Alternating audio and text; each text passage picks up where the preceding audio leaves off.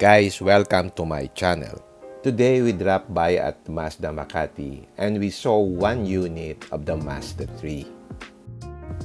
It's difficult to find a stock of the Mazda 3 because there are limited stocks coming from Japan. So what is displayed here is the Fastback Sport model. So come on, let's try to see it.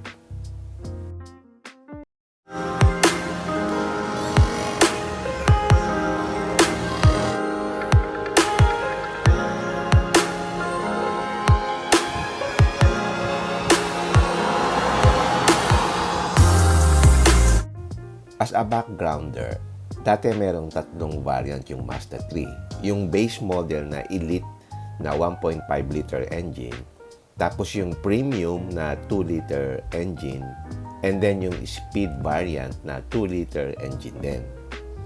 At ngayon, dalawang variant na lang. Yung sport variant at saka yung hybrid variant. Yung engine nila is pareho ng 2 liter. Nawala na yung Elite na 1.5 liter. Then available sila in Fastback o yung sedan model. Before, the price of the Fastback and the sedan are different. Today, the price of Fastback and sedan are the same. So ang choice mo lang is between a Fastback and sedan kasi pareho lang yung presyo. Ganito yung pricing niya ngayon. Yung Fastback Sport is 1,495,000. Then you add 22,400 kung Soul Red Crystal. And you add 16,800 kung Machine Gray ang color. Yung sedan naman, pareho lang ang price niya, 1.495 million din. Yung hybrid naman is 1.695 million. So, mas mahal siya ng 200,000. So, same din yung price ng sedan, 1.695 million yung hybrid. So, itong ipapakita ko sa inyo, ito yung price dati nung premium model. Pero ang napansin ko, may mga features na tinanggal si Mazda compared sa dati. Okay, let's start with the exterior features. Yung design nitong Mazda 3 Fastback is parang work of art. In fact, nanalo siya ng 2020 na Best World Car Design. Simulan natin dito sa front fascia. Meron siyang honeycomb design na very clean lang, walang masyadong highlights. Tapos nasa sentro lang yung Mazda logo. And what complements the look, yung design ng kanyang headlight na bilog na LED. Yun nga lang, hindi siya yung adaptive headlight na nakakabit dun sa premium model before. To me, very attractive is the front fascia and the overall look of the car. Napansin ko din na wala na yung parang lamination doon sa logo ng Mazda yung sa gitna.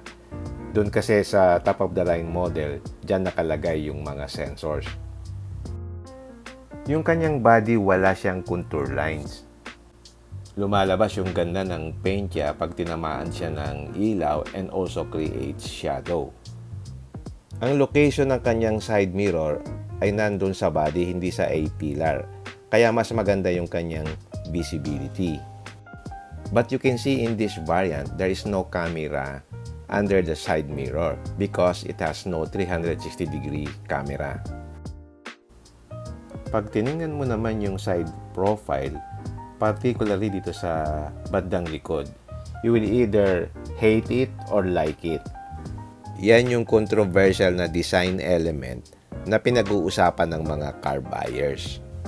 Nung una, hindi din siya appealing sa akin. Pero nung nakita ko siya in person, mas appealing siya than dun sa sedan. And this part of the design grows on you over time. Yung wheels niya nga pala is 18-inch alloy wheels na din. It's gray metallic. Tapos ang tires niya is 215/45 R18. Ang harap niya is naka-ventilated disc brake. Yung sa likod is solid disc. Meron din siyang heads-up display na pinoproject niya yung speed mo dun sa windshield. It helps na hindi ka na tingin ng tingin dun sa instrument cluster. And then, ang kagandahan nito, meron din siyang sunroof. At ito nga palang Mazda 3 is made in Japan. It comes in CBU. Swerte natin dito sa Pilipinas, ang mga units made in Japan, hindi made in Mexico, unlike dun sa US na made in Mexico. And then yung kanyang B-pillar, flat black na ngayon, unlike before na glossy yan. Okay, check naman natin yung likod nito. Ang pagkakaiba lang nung likod, yung design lang ng ilaw is medyo nabago ng konti dun sa previous model. Napansin ko rin na meron siyang dual exhaust tailpipe na gumagana. Ang sinasabi kong change sa ilaw, hindi nagbago yung shape. Dalawang bilog pa rin, just like the previous model. Ang nagbago yung design ng ilaw sa loob. Ganito ngayon ang itsura niya. Dati kasi, yung ilaw niya sa trunk lid, umiilaw kapag naka-park light. Ngayon, hindi na. And then yung sa signal light niya, nagbago rin ang design. Dati kasi merong 4 na dot dyan. Pero ngayon, parang naging target na yung itsura niya. Then ang ilaw niya ngayon is pulsing, hindi katulad ng dati na mabilis mag-blink. At syempre, nandyan naman yung rear spoiler niya na kulay black. Okay, let's check the cargo space here at the back. You can remove this cover so that you will have ample space for luggages. So you can see now the bigger trunk space or luggage space, no? But if you can fold also the second row seat, it will add more storage space. Okay, let's put back the cover. And this is how it looks when the rear seat is folded. So you can carry longer items because the seats are giving you more space. And then kung gusto mong i-lock itong pinaka-trunk area, pwede mong pindutin itong switch dito. Okay, check natin yung interior. Yung interior design ng Mazda 3 is actually uniquely elegant and sophisticated. You can clearly see na premium quality ang ginamit na materials. It's a driver-centric car at meron siyang ideal human-machine interface na nagpo-focus lang dun sa perfect ergonomics, design symmetry, and actually simplicity. Kumbaga sa design niya, parang sinasabi na less is more. Simulan natin dito sa interior door panels. You can see the beautiful design and the fine quality of the leather used as well as dun sa mga stitches niya. Yung mga window switches niya is very high yung quality. Kaya lang meron ditong black material na madaling magasgas. Yung kanyang sound system is 12 speaker Bose sound system. All throughout dun sa window panels, meron siyang soft touch leather. You can see from here, soft touch leather yan. And then you can also see the quality of the stitches on the leather. At dito, tingnan niyo yung soft leather material na ginamit yan. Talagang lumulubog. Dito naman sa lower level, merong plastic material. Pero you would see yung color niya is almost the same dun sa leather material. No? So, hindi siya halatang plastic. Dito naman sa driver seat, meron siyang 10-way power adjustable seat with memory function. At meron din siyang lumbar support. Ito yung switch niya. So, very comfortable yung kanyang mga seats. At ganito naman ang itsura ng materials na ginamit dun sa seats. Merong perforation dito sa gitna and then dun sa bandang likod is leather na solid. Ang ganda rin ng design ng kanyang steering wheel. It's leather wrap na hindi masyadong makapal and then maganda yung quality. It's electric power assisted steering at saka nandito rin sa left side yung control ng instrument cluster. Dito naman sa right side merong bakanting switch. Yung button na yan is para sa lane departure warning dati.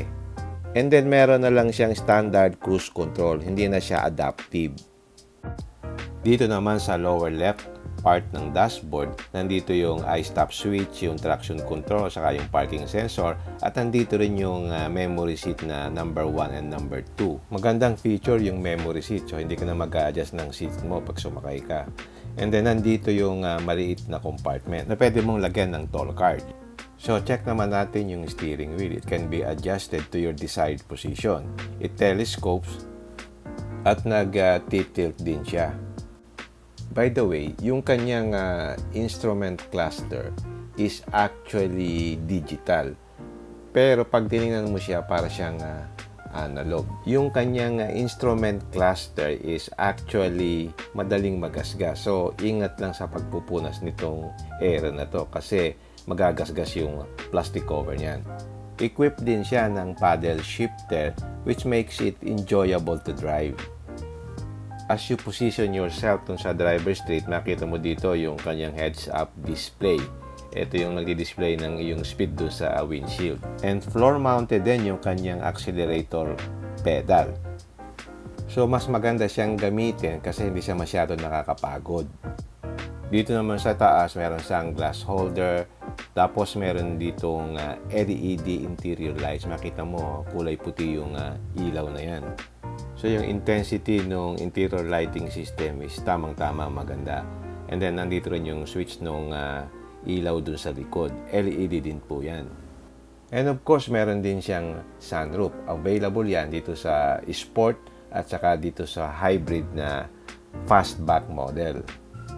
Okay, let's take a look at the vanity mirror dito sa passenger side. Pag binuksan mo to, walang ilaw na nakalagay dun sa may salamin. Nandun sa taas, dyan sa may kisame na yan. At dito naman sa driver's side, ganun din. Nasa taas yung ilaw. Pag binuksan mo ito, mirror lang siya. At yung kanyang rear view mirror ay frameless. At meron din siyang auto-dimming function. Dito naman sa center console, nandito yung commander button. Andito yung brake hold switch, automatic parking brake, saka yung sports mode button. By the way, meron nga pala siyang 6-speed automatic transmission. Meron din siyang maliit na rotating switch that controls the head unit. Dito naman sa bandang harap, merong cover na pag binuksan mo, meron kang dalawang cup holders. Actually, maganda ang position niyan, hindi siya nakakasagabal pagka nagkakambyo. May push start button na rin siya at dito sa lower portion, merong USB port. At itong dalawang knob naman na ito ang nagko-control ng aircon. Yung aircon niya ay dual zone automatic climate control. And then nandito yung hazard button. Dito naman sa passenger side, merong dalawang aircon vent. Yung sa tabi at saka yung sa may bandang gitna. And then yung kanyang dashboard ay soft touch leather. Check natin yung globe compartment. Yung size niya is average lang. Yung kanyang LCD monitor is 8.8 inches, merong Bluetooth at hands-free function, and meron din siyang smartphone mirroring. So, yan ang itsura ng interior niya. I would say maganda yung proportion, meron siyang image of elegance, and then premium quality yung interior. At ang maganda pa dito yung kanyang ergonomics, maganda yung sculptured ng seats. So, in long drive, hindi ka basta mapapagod. Plus the fact na yung design niya, talagang merong harmony yung design, Makita mo nagfo-flow from the dashboard hanggang dito sa kanyang door panels. Okay, check naman natin yung rear portion.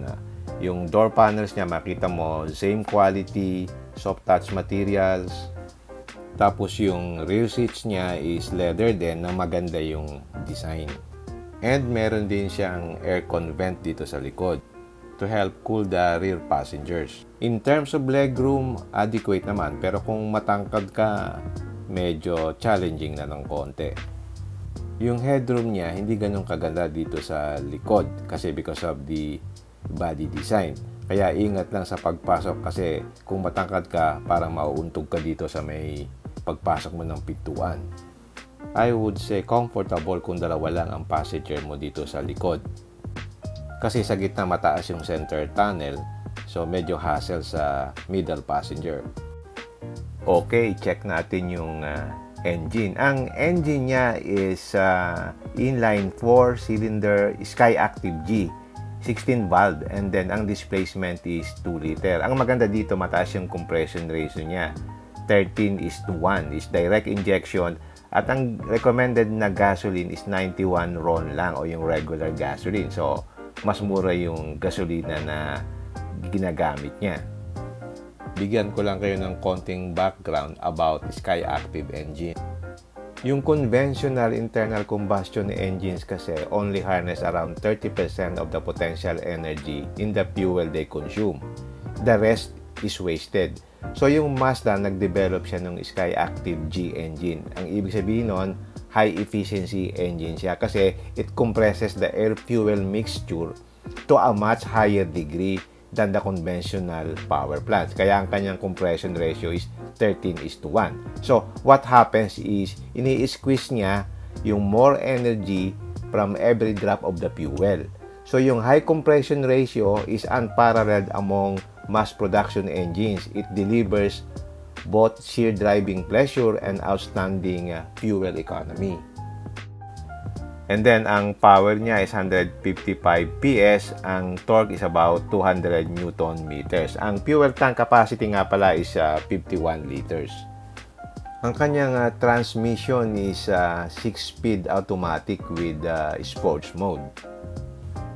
So, because ang makina niya is yung Sky Active G na technology ng Mazda, fuel efficient yung makina niya. And this unit is made in Japan. Kaya makikita mo yung quality niya is naiiba. Okay, summarize natin. Ano ba yung pagkakaiba nito dun sa hybrid model? Sa physical features, pareho lang ang itsura niya. Ang pagkakaiba lang dun sa mga special features like yung cruise control niya is standard. Yung sa ano kasi, hybrid is radar cruise control. Tapos yung running lamp niya is bulb type, hindi LED. Meron lang siyang reverse camera at wala siyang 360-degree camera na meron dun sa hybrid model.